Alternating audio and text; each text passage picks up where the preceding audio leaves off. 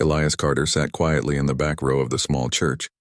The air was heavy with the scent of flowers, and soft music drifted from the old organ. People whispered and sighed as the minister spoke, but Elias barely heard the words. His mind was too busy thinking about the woman everyone had come to honor, his grandmother, Margaret Carter. She had always been a quiet woman, never loud, never the center of attention. Most people in town thought she was simply a farmer's widow, who lived alone in a small farmhouse at the edge of the woods. To Elias, she had been much more. She had raised him after his parents passed away, teaching him patience, kindness, and the value of hard work. Now she was gone, and Elias felt like a piece of his life had been cut away. After the service, neighbors shook his hand, offering words of comfort. Some spoke about her garden, others about her gentle nature. None of them seemed to know her as well as Elias had. Or at least that was what he thought. 2 days later, Elias sat in a lawyer's office staring at a neat stack of papers. The lawyer, a thin man with round glasses, spoke in a calm voice. "Your grandmother left you her property, Mr. Carter. The farmhouse, the land, and a few personal items. But she also left you something unusual." The lawyer opened a small wooden box and slid it across the desk. Inside was a strange key, silver with lines of symbols that glowed faintly in the light.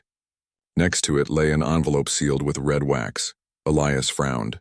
"A key to what?" The lawyer shook his head. "She didn't say. She only wrote that you would understand when the time came." With trembling fingers, Elias broke the seal on the envelope. The handwriting was familiar, his grandmother's looping script. "My dear Elias, if you are reading this, it means I have left this world. I know you are grieving, but there is something important you must know. The life I lived in front of others was not my only life. Many years ago, I was part of a secret mission that reached beyond Earth. I discovered something extraordinary, something I could not share openly. In the barn below the farmhouse, hidden where no one could see, you will find what I left behind. A ship, and with it, a path to a lost star system. I kept this secret because the time was not right. But now it is yours to decide whether to follow. Whatever choice you make, remember, curiosity and courage have always been humanity's strength. With love, Grandma."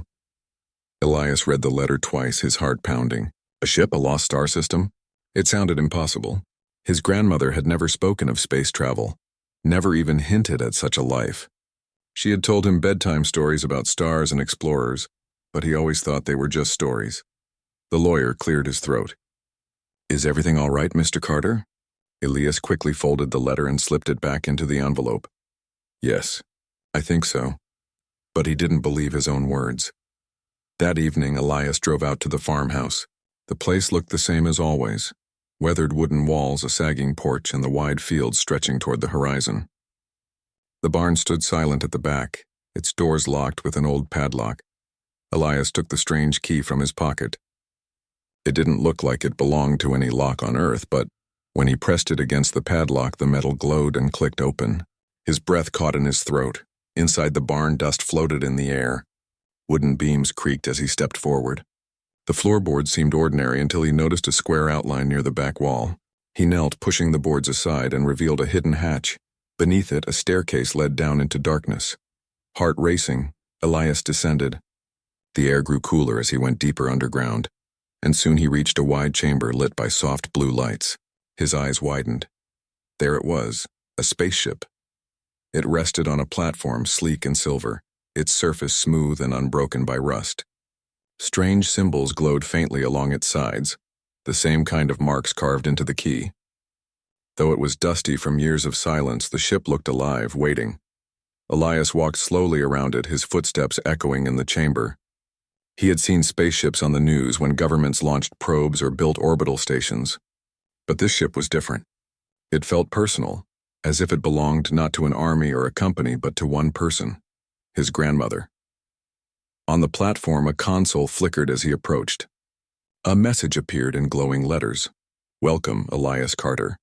"Authorization confirmed." Elias staggered back. "What?" The console spoke in a gentle voice, clear and calm. "I am Lyra, the ship's artificial intelligence. You are the registered heir of Captain Margaret Carter. Please state your command." Elias's mouth went dry. His grandmother had been a captain? She had hidden an AI ship beneath her farm. He whispered, I don't know what to do." The AI's tone remained calm. "You may choose to activate the vessel, or you may leave. The choice is yours." Elias stared at the ship. His grandmother's words from the letter echoed in his mind. Curiosity and courage have always been humanity's strength. He thought about the quiet life he had lived so far. A small job in town, days that felt the same, and nights spent wondering if there was more out there. And now, here it was. More than he had ever dreamed. Slowly, he stepped onto the ramp and entered the ship. The interior was unlike anything he expected. Smooth walls glowed with soft light. Panels shifted at his touch, displaying star maps and data in languages he couldn't read. The air smelled faintly of metal and ozone, but it was clean and fresh. Elias sat in the pilot's chair, staring at the wide view window. For now it only showed the stone walls of the underground chamber, but he imagined the stars beyond. "Lyra," he whispered, "show me the map." The display lit up. A cluster of stars appeared, spinning slowly in the air. One of them glowed brighter than the rest, marked with a symbol. "This is the lost system your grandmother discovered," Lyra explained. "It is hidden from most records, erased by order of the early councils. Its location is known only to this ship." Elias reached out, his hand passing through the glowing light of the star. "Why did she leave it to me?" he asked. "Because she trusted you," Lyra said, "and because you must choose what humanity will do with this knowledge." Elias leaned back, his heart pounding with a mix of fear and excitement. He thought about the life he had known, the quiet farm, the safe routine, and then he thought about his grandmother, about the secrets she had carried, the courage she had shown, and the faith she had placed in him. He whispered to himself, "She wanted me to find it. She wanted me to go." The console pulsed with light, as if the ship itself agreed. For the first time in his life, Elias felt the horizon open wide before him, not just the fields of the farm, but the endless stars of the galaxy. He knew the choice would not be easy. He would face danger, uncertainty, and challenges beyond imagination. But he also knew one thing clearly. His grandmother had believed in him, and that was enough to take the first step. Elias placed his hands on the controls, feeling them adjust to his touch. The ship hummed, alive again after years of silence. "Lyra," he said, his voice steady. "Let's see what she wanted me to find." The chamber shook as the engines awakened. Dust fell from the ceiling. Lights brightened across the console. The Aurora's promise was ready. Elias smiled faintly, his heart racing. The adventure had only just begun. The ship hummed quietly as Elias sat in the pilot's chair. His fingers hovered over the glowing controls, unsure of what to press first. The Aurora's promise felt alive, its panels shifting softly, waiting for his command. Lyra's calm voice filled the cabin. "Systems are stable. Engines are warmed. Navigation is online. Would you like to depart the hangar, Elias Carter?" Elias swallowed. His heart raced at the thought. Leaving Earth, leaving everything he had ever known, was not a small step. He looked around at the shining panels, then back at the dark stone wall surrounding the ship. He had a choice: stay in the safety of the farm or follow his grandmother's path into the unknown. He tightened his grip on the controls. "Yes, Lyra, let's take her out." The ship's engines flared with a low rumble. Dust rained down from the hidden chamber as ancient mechanisms whirred to life.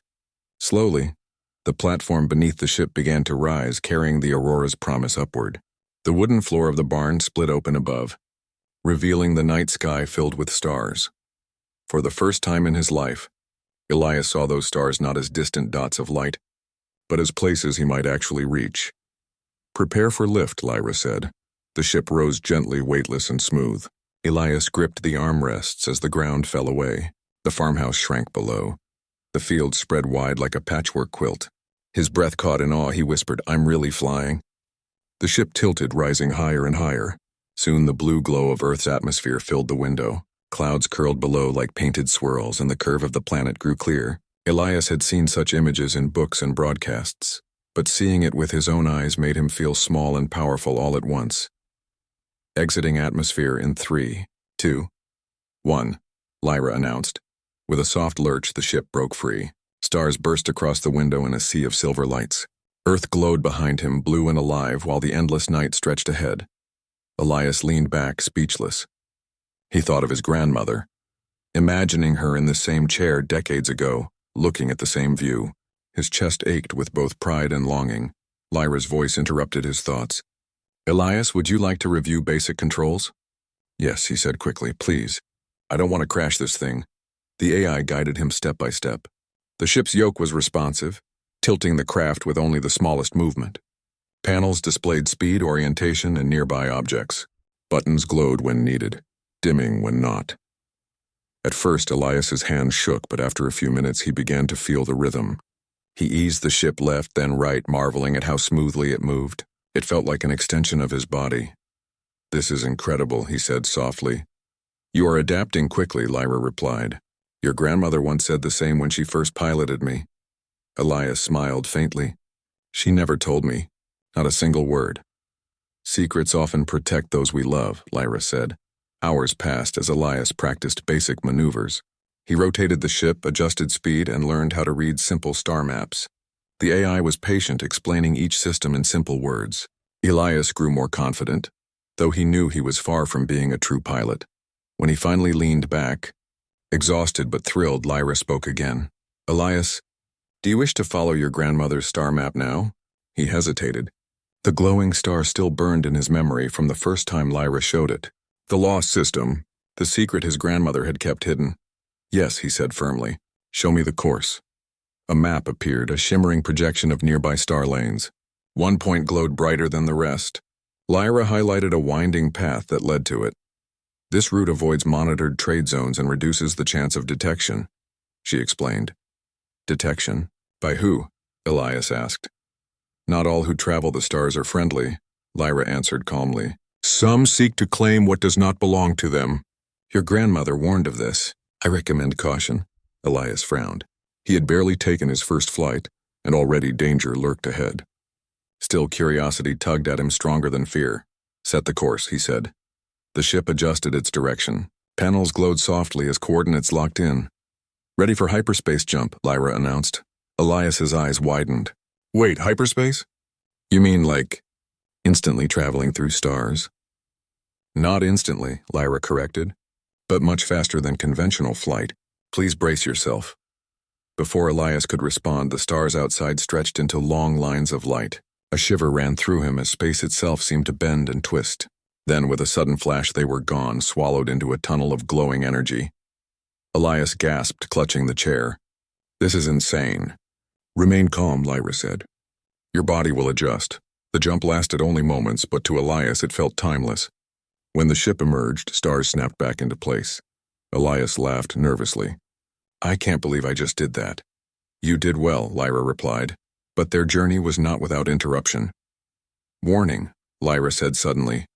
"Unidentified vessels approaching." Elias froze. "What? Where?" The panels lit up, showing red dots closing in. Outside, dark shapes glided from behind an asteroid field. Sleek, jagged ships, their hulls scarred and patched with mismatched metal.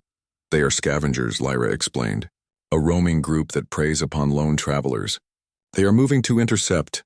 Elias's throat tightened. "What do I do?" "You must evade," Lyra said. "Weapons are offline. Your grandmother disabled them to remain hidden. You must use skill." Elias's hands shook as he gripped the yoke. The scavenger ships grew closer, their lights flashing. A voice crackled through the comms, harsh and broken. "Unknown vessel, power down. Transfer all systems to us. Resist and you will regret it." Elias's stomach churned. He wasn't ready for this. But another voice echoed in his mind. His grandmother's words. "Curiosity and courage have always been humanity's strength." He drew in a deep breath. "Lyra, guide me." The ship spun as scavenger fire lit up space. Bright streaks shot past, missing by inches. Elias jerked the yoke, diving toward the asteroid field. "Clever," Lyra said. "Asteroids will disrupt their pursuit. Follow my instructions exactly." Elias weaved between spinning rocks, his breath coming fast. His heart pounded with each near collision. Sparks lit up behind him as scavenger blasts struck stone instead of his ship. "Steady. Now roll left," Lyra instructed. The Aurora's promise twisted gracefully, slipping through a narrow gap. One scavenger ship tried to follow but clipped an asteroid, spiraling away in flames. "Yes!" Elias shouted, adrenaline rushing through him, but two more still chased him. "Use the dust cloud ahead," Lyra said. Their sensors are weaker than ours. Elias pushed forward.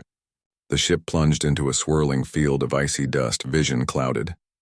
He relied on Lyra's calm directions, swerving at the last second around hidden rocks.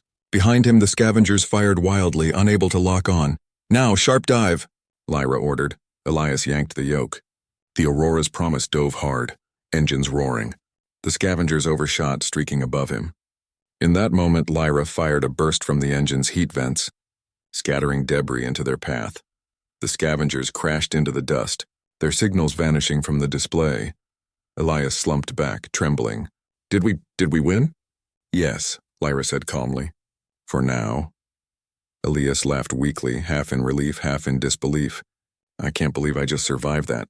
"You showed adaptability," Lyra said. "That is a human strength." Elias stared at the stars ahead, chest heaving. His fear slowly melted into something else, excitement. He had just outsmarted enemies who lived in space their whole lives. He wasn't just surviving, he was learning. He whispered, almost to himself, "Maybe I really can do this." Hours later, after systems calmed and his heartbeat slowed, Elias set his course again toward the lost system. The stars stretched before him, endless and unknown. He thought of Earth far behind, of his grandmother's letter and of the path ahead.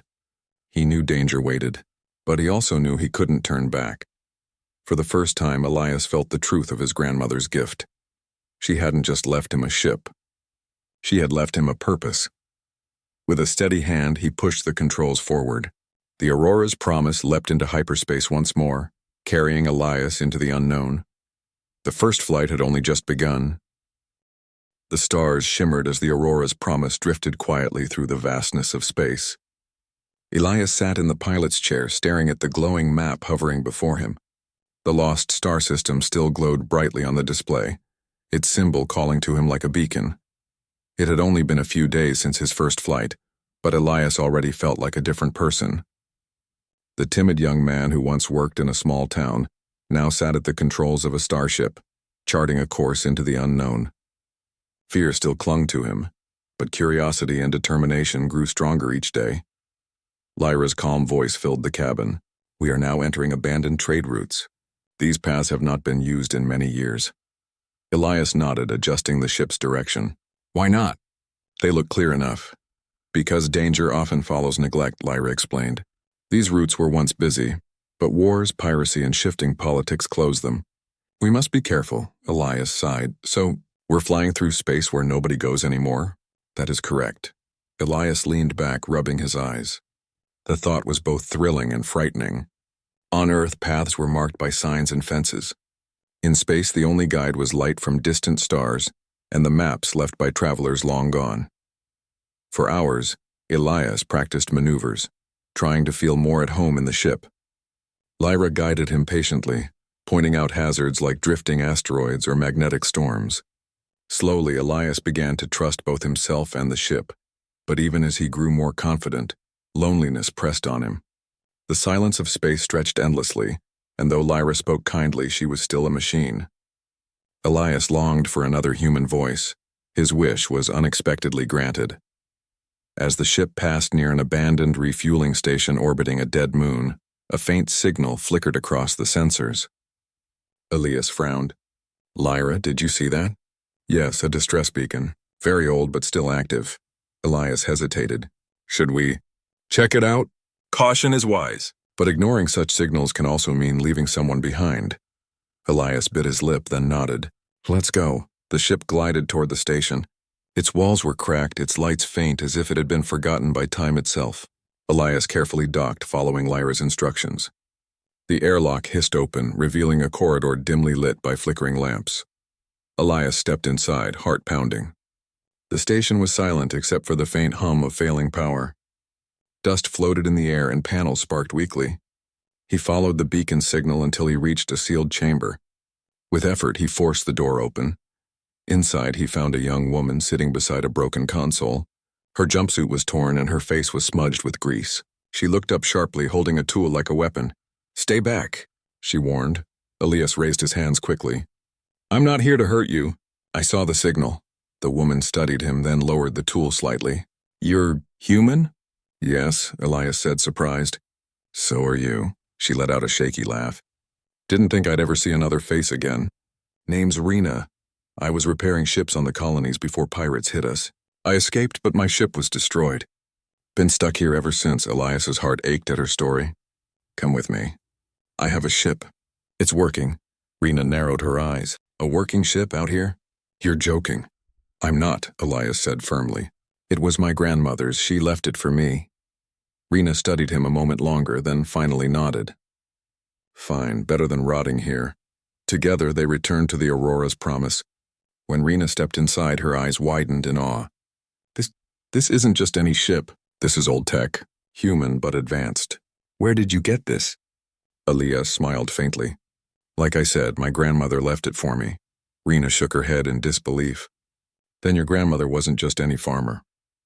With Rena aboard, the silence that had weighed on Elias began to lift. She was skilled with machines, quickly examining the ship's systems and fixing small glitches Elias hadn't even noticed. You're lucky, she said one day, tightening a panel. This ship is a masterpiece. I don't know how it survived hidden for so long. Elias chuckled. Lucky or cursed. I already ran into scavengers trying to take it. Rena's smile faded. That's only the start. If word spreads you have something rare, every faction out here will want it. Her warning sat heavy on Elias's mind. But her presence also gave him strength. For the first time, he felt like he wasn't carrying the burden alone. Days later, as they traveled deeper into forgotten space, the ship detected another signal. This one was not human. Elias frowned at the strange markings. Lyra, what is that? It is an alien distress call, Lyra explained. From a vessel nearby. Rena crossed her arms. We should ignore it. Aliens don't usually thank humans for helping. But Elias shook his head. If it were us, wouldn't we want someone to help? Rena sighed. You're too soft, kid, but fine. Your ship, your call. They approached the drifting vessel. It was large, its hull cracked and scorched from battle. Carefully, they brought it aboard. Inside, they found a tall figure collapsed near the airlock. Its skin was pale gray, its eyes large and dark, its breathing shallow. Elias knelt beside it, unsure what to do. Lyra guided him. Their species requires water vapor to recover. Bring them to the med chamber. Elias and Rena carried the alien inside, placing it gently on a medical bed. Hours passed before the creature stirred. When it finally opened its eyes, it looked at Elias with surprise. You saved me, it said in halting words. Elias nodded. Yes, I couldn't just leave you. The alien sat up slowly. I am Kalen. Scholar. Traveler. My people study the old paths. Who are you? Elias introduced himself and explained his journey. Kalen listened intently, his dark eyes thoughtful. A lost star system, Kalen murmured. If true, many would fight to control it. But humans are curious. Perhaps you will reach it where others failed. Rena groaned softly. Great. Now we have a scholar on board. Kalen ignored her, turning to Elias. I will help you. Not for reward, but for knowledge. And because you did not leave me to die. Elias smiled. His crew was growing, not by choice, but by fate. Their journey continued, now with 3 aboard the Aurora's promise. Each day brought new challenges. Asteroid storms, broken systems, and whispers of pirates nearby. But together they managed. Rena fixed what was broken. Kalen offered wisdom about the stars, and Elias learned to lead. One night, as the ship drifted quietly, Elias stood at the window staring at the endless dark. Rena joined him, arms crossed. You know, she said, most people wouldn't risk this. Chasing some old map your grandmother left. It's madness, Elias nodded. Maybe it is, but I feel like it's what I'm supposed to do. Rena studied him, then sighed. Well, I guess I'm stuck with you. Someone's got to keep this ship flying. Elias chuckled. Glad you're here. Kalen appeared behind them, his deep voice calm. The stars test those who seek them, but they also reward the brave. Perhaps your grandmother saw that in you. Elias looked at both of them. For the first time, he didn't feel like a boy chasing a dream. He felt like the captain of a crew. As they neared the edge of the nebula that hid the lost system, danger struck again. Red lights flashed on the panels. Lyra's voice grew urgent. Warning, multiple hostile ships incoming. Identified as mercenaries. They have tracked our path, Rena cursed softly. Told you. Word spreads. Kalen's expression darkened. They will not stop. They believe strength is only in taking. Elias's hands tightened on the controls. His fear returned, but this time he wasn't alone. "Lyra," he said firmly, "plot a course through the nebula. We'll shake them off." Rena slid into the co-pilot seat, fingers flying over the controls. "Let's give them a chase they won't forget." Kalen stood steady, eyes sharp. "Remember, Elias, your strength is not only skill, but the will to endure." The Aurora's promise roared forward, engines blazing. Behind them, mercenary ships closed in. The journey to the lost system had turned into a battle for survival, and Elias knew this was only the beginning. The Aurora's promise glided silently through the glowing mist of the nebula. From the outside, the ship looked small compared to the storms of light swirling all around it. Colors shimmered, blue, gold, and violet, as if the stars themselves had melted into clouds. Elias Carter sat in the captain's chair, his hands tight on the armrests. He could feel his heartbeat echoing in his chest. "Are we close?" he asked. His voice cracked slightly. Lyra, the ship's AI, replied calmly, "Yes, Elias.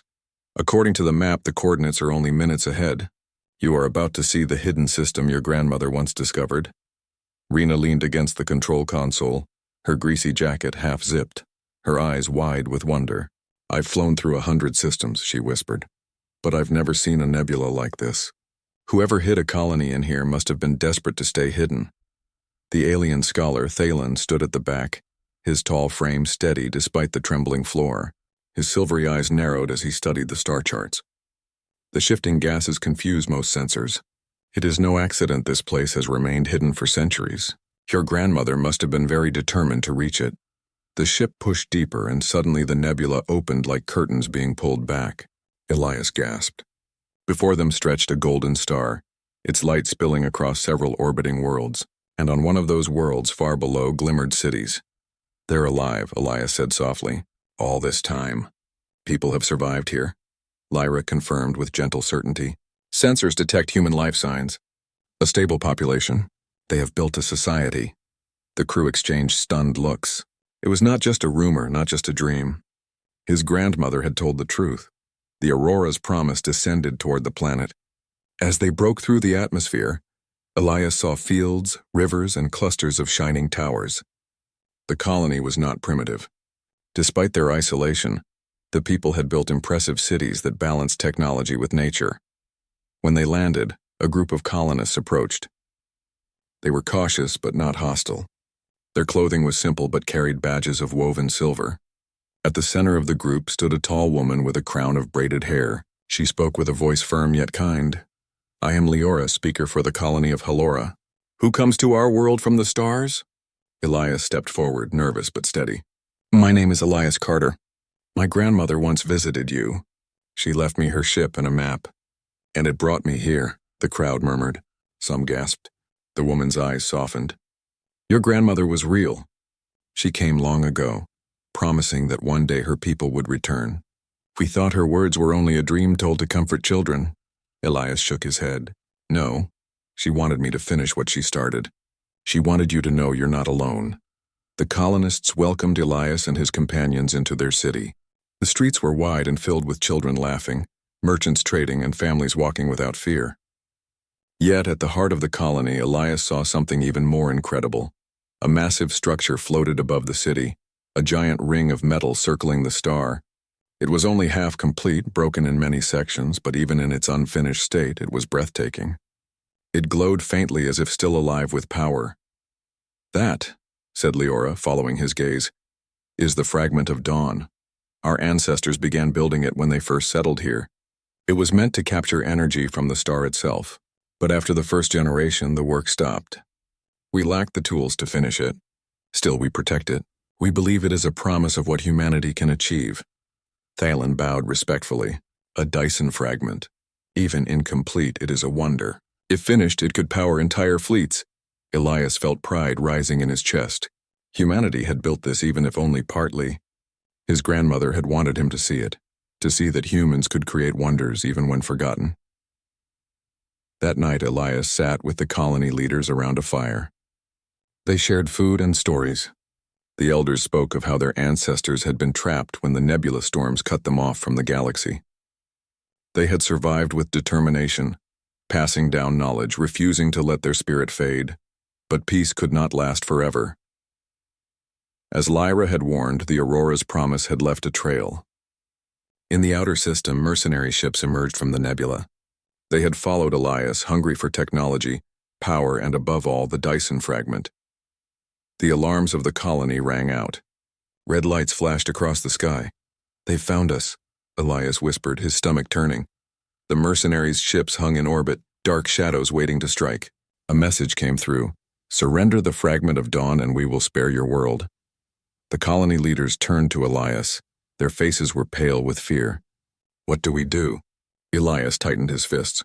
He heard his grandmother's words in his mind, the words she had left in her letter.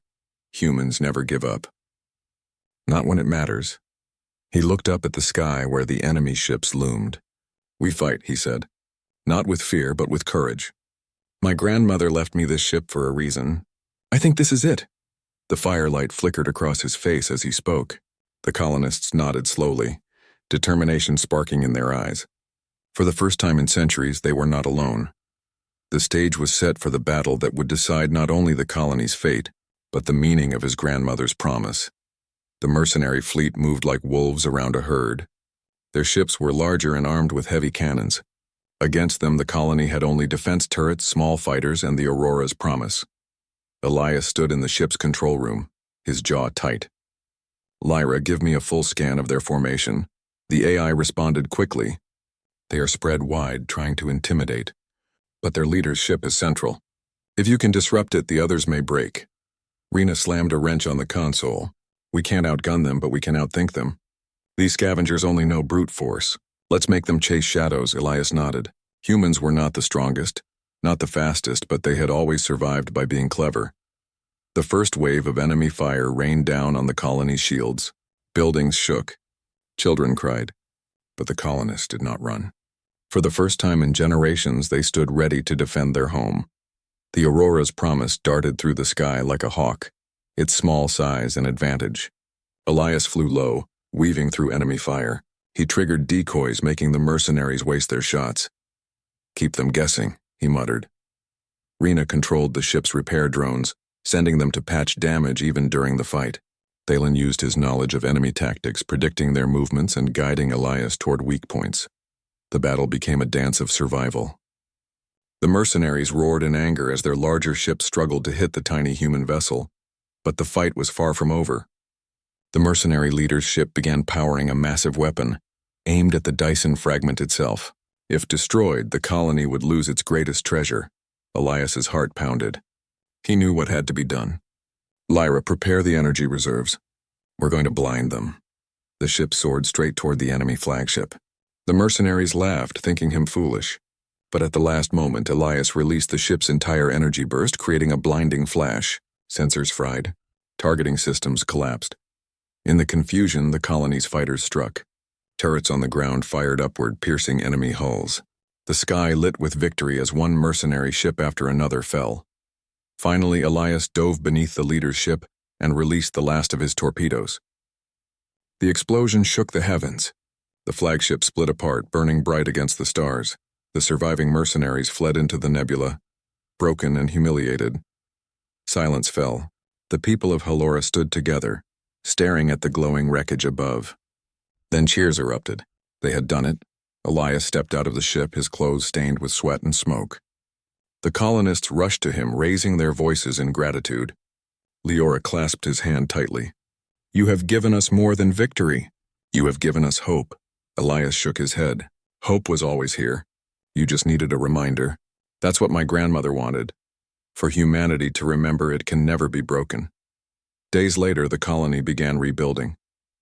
The Dyson fragment glowed brighter as engineers worked to restore its systems. For the first time in centuries, the people spoke of sending ships beyond the nebula, of rejoining the galaxy. Elias stood with Rena and Thalen at the edge of the city, watching the sunrise. He smiled. "This is only the beginning. There are more lost colonies, more forgotten places. We can bring them together." Lyra's voice hummed softly from the ship. "Your grandmother would be proud, Elias. You have carried her promise forward." Elias gazed at the stars, his heart filled with resolve. This is what it means to be human. We don't give up. We don't hide. We explore, we fight, and we rise together. The Aurora's promise lifted once more into the sky, its engines burning bright. Ahead lay new stars, new dangers, and new discoveries. But Elias knew one truth above all. As long as humanity kept reaching for the stars, it would never be lost again.